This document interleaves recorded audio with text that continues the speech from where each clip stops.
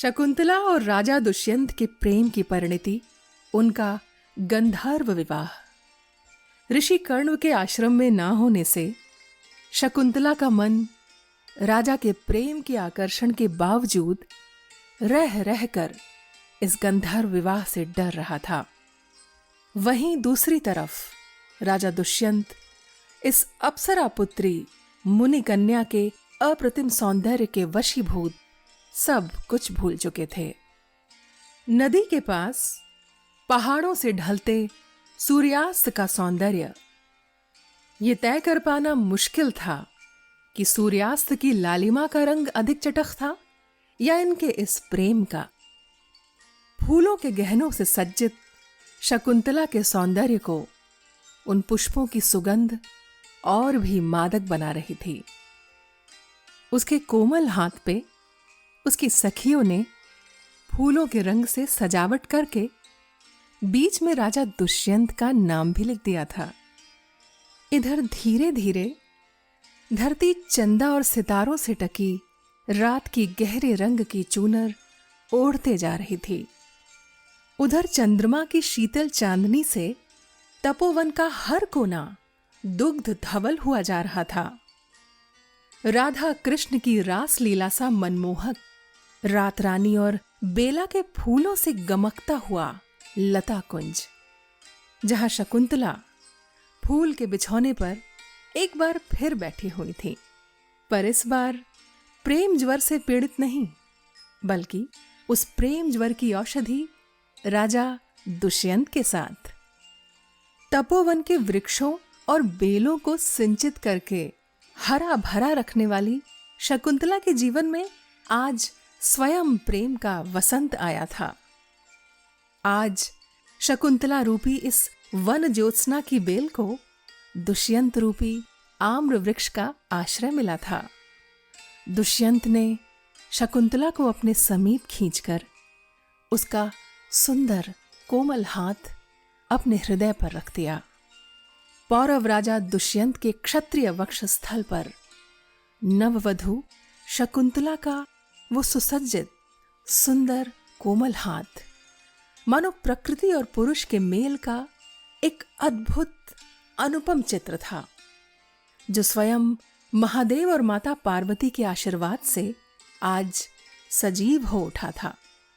शकुंतला के बालों की लट को सरकाते, उसके कपोलों को स्पर्श करते हुए राजा दुष्यंत ने कहा, हे शकुंतले, मेरे हृदय की गति सुनो। मैं आज तक कभी भी किसी के प्रेम में इतना नहीं तड़पा जितना तुम्हारे लिए तड़पा हूं। इस पूरे संसार में किसी भी चीज को पाने की इतनी तीव्र इच्छा नहीं हुई जितनी तुम्हें पाने की हुई है। मैंने तुमसे सुंदर स्त्री आज तक संसार में नहीं देखी। ये तुम्हारे रसपूर्ण अधर, ये हिरनियों के चितवन सी आंखें, ये तुम्हारा चंपई रंग, चलने में तुम्हारी गति का विलास, तुम्हारा खिलखिलाना, तुम्हारा लजाना, सब कुछ इतना मनमोहक है कि मैं तुमको देखकर, तुमको सोचकर, तुम्हारे प्रेम में सब कुछ भूल गया हूं।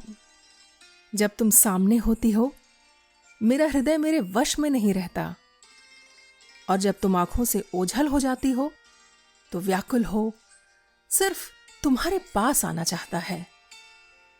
पर तुम ये न समझना कि मेरा प्रेम सिर्फ तुम्हारे सौंदर्य पर टिका है।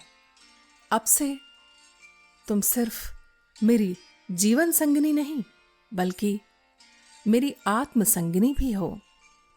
तुम्हारा साहचर्य केवल मेरे इस भौतिक स्थूल शरीर तक सीमित नहीं, बल्कि मेरे हृदय, मेरी आत्मा और मेरे सूक्ष्म शरीर को भी अमृत तुल्य सुख देता है। तुमको पाकर मैं धन्य हो उठा हूं शकुंतले। दुष्यंत की यह बात सुनकर शकुंतला कहती हैं, यह तो मेरा सौभाग्य है स्वामी कि मुझे आप जैसा प्रेम करने वाला वर प्राप्त हुआ। आप जैसे पराक्रमी प्रतापी नरेश के हृदय में स्थान पाकर मैं अपने भाग्य पर इठला रही हूं। मैं तो उसी दिन आपके व्यक्तित्व, आपके पौरुष से अभिभूत हो गई थी जिस दिन मैंने आपके प्रथम दर्शन किए थे। और जब मेरे हृदय के तार आपकी ओर से आते प्रेम की तरंगों से झंकृत हुए, तब तो मेरा हृदय मेरे वश में ही नहीं था। लगता था कैसे आपको एक बार और देख लूं, पर लज्जावश कुछ कह ही नहीं पाई। शकुंतला की यह बात सुनकर दुष्यंत ने शकुंतला के मुख को ऊपर करके उसकी आंखों में आंखें डालकर कहा, शकुंतले, तुम्हारी प्रथम दर्शन वाली बात से मेरे मन में एक प्रश्न उठा है। यदि आज्ञा हो तो पूछ लूं? शकुंतला, मुझसे कुछ पूछने के लिए आपको अनुमति की आवश्यकता नहीं, क्योंकि अब तो मेरा हर प्रश्न भी आप और उत्तर भी आप। दुष्यंत, ठीक है। तुम्हें वो दिन याद है ना जब हम प्रथम बार मिले थे? उस दिन मैंने देखा था कैसे तुम एक भंवरे से बचने का प्रयत्न कर रही थी, जो तुम्हारे इन रसीले अधरों का पान करना चाह रहा था। शकुंतला, हां, कर रही थी प्रयत्न। फिर? दुष्यंत अपनी तरफ इशारा करते हुए, तो प्रश्न ये है प्रिय कि आज तुम इस भ्रमर को अपने अधरपान से रोकोगी तो नहीं? दुष्यंत की यह बात सुनकर शकुंतला लजा जाती है।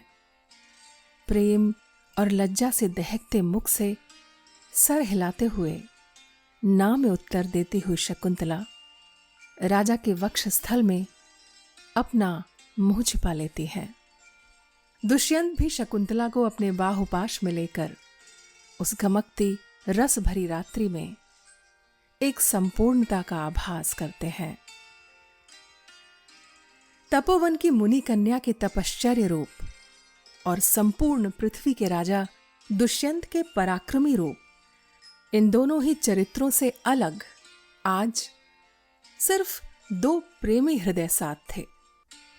ये दो प्रेमी हृदय केवल प्रेम की पराकाष्ठा में ही नहीं डूबे थे, बल्कि नव भारतवर्ष की एक महान नींव के सृजन में रत थे, जो स्वयं विधाता के लेख में लिखा था।